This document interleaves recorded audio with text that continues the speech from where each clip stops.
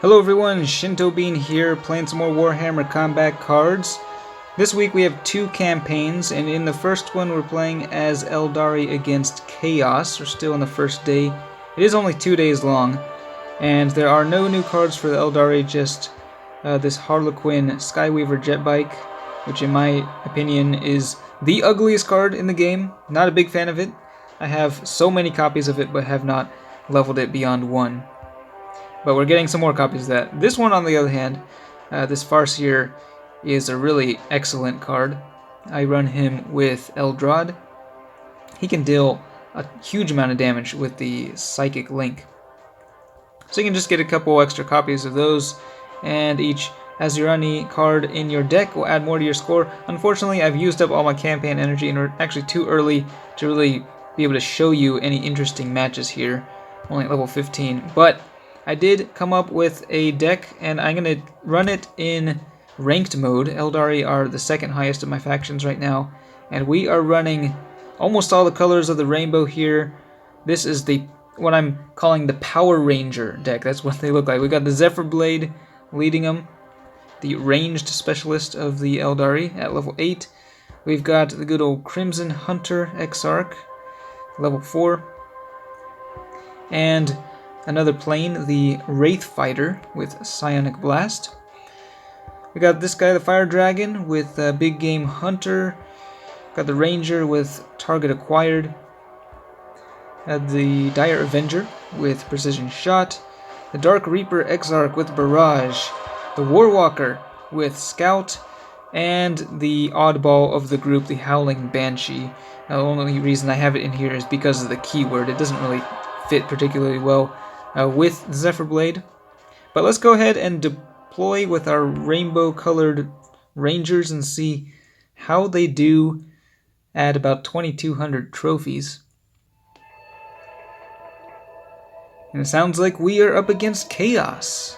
So that works out pretty nicely. It is a Chaos campaign after all. We're up against Abaddon, the Despoiler 2,500 trophy deck. And he is at level 5, so this could very well be a worthy opponent here. Shall we drop down the big guns? It looks like that's pretty much the only options we have here.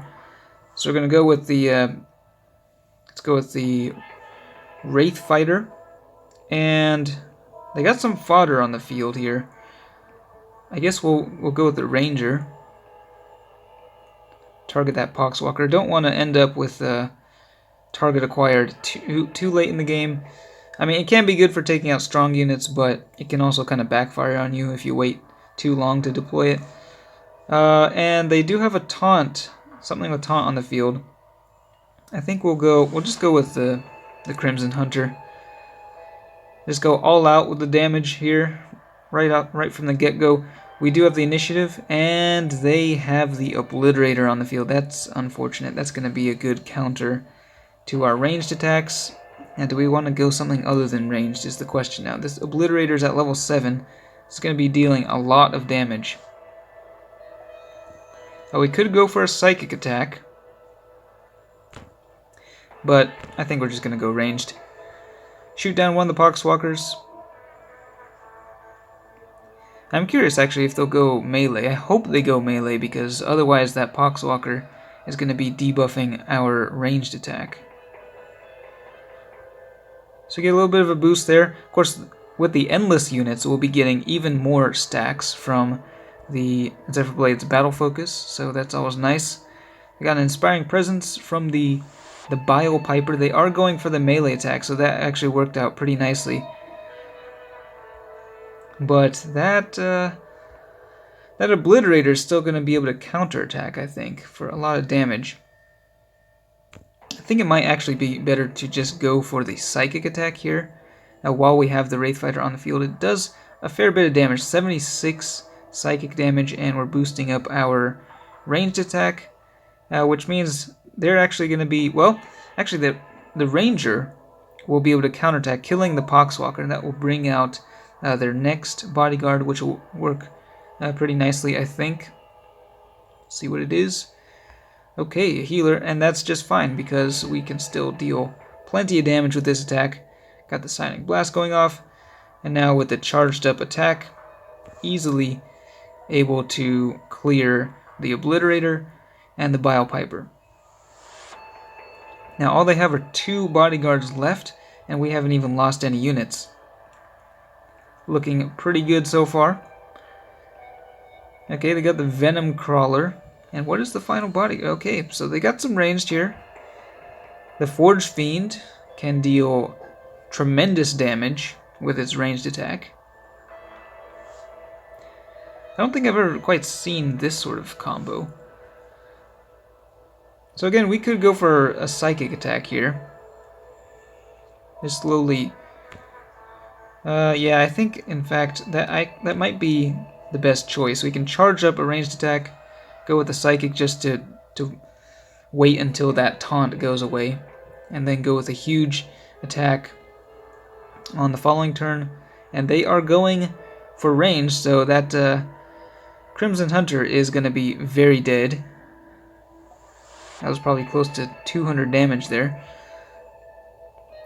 But our trusty Wraithfighter survives. We can move that over to the right lane to avoid Abaddon's Furious Charge. The Precision Shot, or not the Precision Shot, but the Psionic Blast will take down that Venom Crawler, which only has 2 health remaining.